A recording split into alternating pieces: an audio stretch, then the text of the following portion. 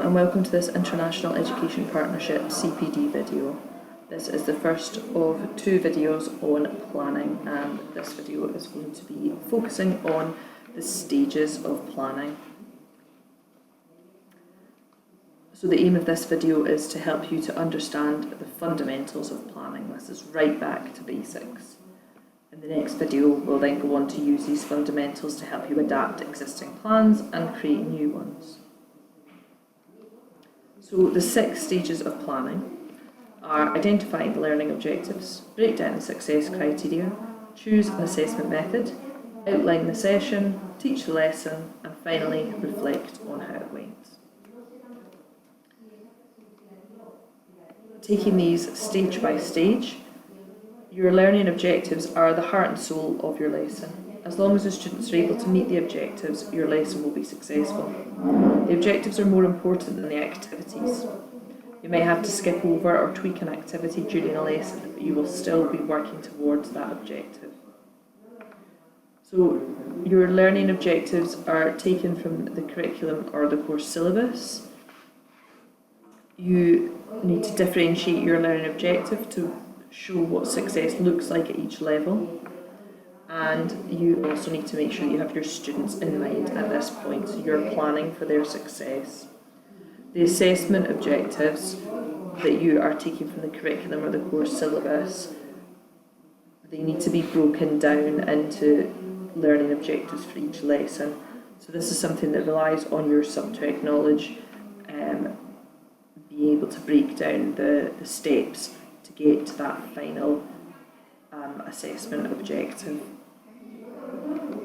The second stage is breaking down the success criteria. So you're starting with the objective here, and you're making a critical path analysis, thinking about the steps that your students are going to take towards understanding what knowledge and skills they're going to need to develop along the way, and if there are any barriers to learning that you need to address. So you're breaking down the learning objectives into step-by-step instructions almost. Next is choosing an assessment method. Now, there's many ways that a student can evidence their achievement of any one objective, and your chosen assessment method will inform the tasks that you've set during the lesson.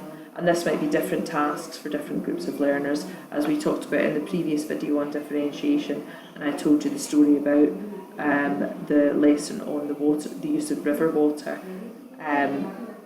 The students in that lesson were all working towards the same objective, but they were all being assessed in slightly different ways. So what you're asking yourself here is, how do I know when my students have achieved the objective? What task can they complete that will show me that they have achieved the objective? And think about what method you're going to use to assess their progress. It might be a summative graded piece of work, it might be self-assessment using a rubric, it might be formative feedback.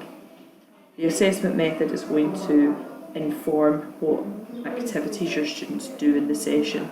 For example, if your assessment at the end of the lesson is a graph, the students have to create a graph, they're going to spend their time during the session gathering and processing the data in order to create that graph. However, if the outcome at the end of the lesson and your assessment method is an exam or a pop quiz, the students might spend the time in the lesson gathering information and memorising facts. So the assessment method feeds into the outline of your activities in the session. So that's the next step, outlining the sessions. You're setting out the activities that are going to guide your students to achieve the success criteria. This might include teacher-led talking and chalk and talk, it might include a group task or independent work, etc. You know your students, so choose activities that are going to interest them. At this point, it's also useful to note the expected timings of each activity, the resources you're going to need, and which activities are absolutely essential to the success of the lesson. You can use a traditional format of the 3-part lesson to help you: starter, main activity, plenary. Fashions and teachings have moved away from this strict format now, so for example, mini plenaries throughout the lesson are more common, but as a method of formative assessment and consolidation, but it's useful to know what the mould is before you then break it. So moving on from that, the next stage is actually to teach the lesson, and this is still part of the planning process, delivering the lesson, you're annotating your planning as you go along, and you are probably going to be adjusting your lesson as you go to make sure you've got adequate time for your essential activities, or you're selecting more challenging activities as you go along, developing differentiation as you go. Your annotation, it supports your reflection and it helps you to identify what activities were successful that you might want to repeat in future lessons, and it also helps you to assess student understanding, so it will allow you to reteach or consolidate an objective if that's necessary. And the final stage of planning is reflection, reflecting on how the lesson went, what went well, if there's anything you would skip, if everyone achieved the objective, if you need to consolidate or reteach anything, and if there's any way you can make the lesson more engaging. Reflection and annotation are particularly useful if you're using plans that you didn't create by yourself, so this will support you to amend upcoming lessons in the series to adapt more fully to your class. So these questions here give you an idea of what you can reflect on. We'll leave you there for now, and please join me in the next video on planning methods.